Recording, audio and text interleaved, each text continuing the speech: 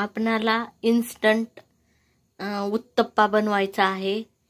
त्यासाठी साहित्य घेतलं आहे। हा रवा आहे, ह्यामध्ये उडदाची डाळ मिक्सर मधून काढून मिक्स केली आहे।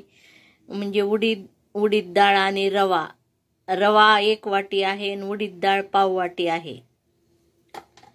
ह्यात घालायला गरम मसाला आहे।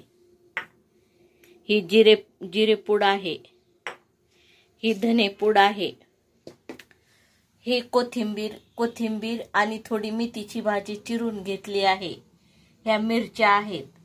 इथे टोमॅटो आणि कांदा चिरून मिक्स करून घेतला आहे। आता हे सर्व मिक्स करायचे।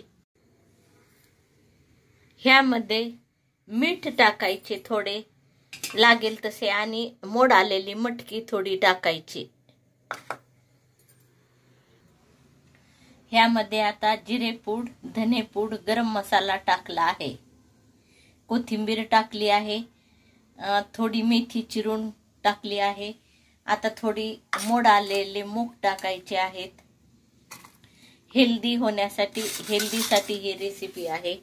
भाज्या टाकायच्या म्हणजे मेथी टाकली, मूग टाकले। आता कांदा आणि टोमॅटो आणि मिरच्या टाकून सर्व मिक्स करायचं आहे।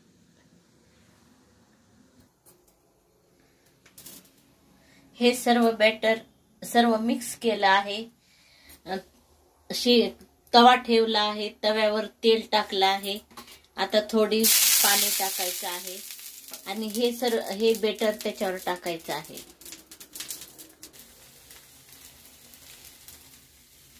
हे बेटर तव्यावर टाकलं आहे आणि आता तव्यावर हे झाकून ठेवायचं आहे। वाफ येत आहे। आता दुसऱ्या बाजूने परतायचे। बघा हिची तव्यावरची बाजू किती जाळीदार झाली आहे आणि खुसखुशीत झाली आहे। हे दुसऱ्या बाजूने परतले आहे। उत्तप्पा आता ताटात काढला आहे। किती छान दिसत आहे। आता तव्यावर तेल लावून पुन्हा पाणी शिंपडून पुन्हा दुसरा बॅटर टाकायचा आहे। हे पहा तयार झाले।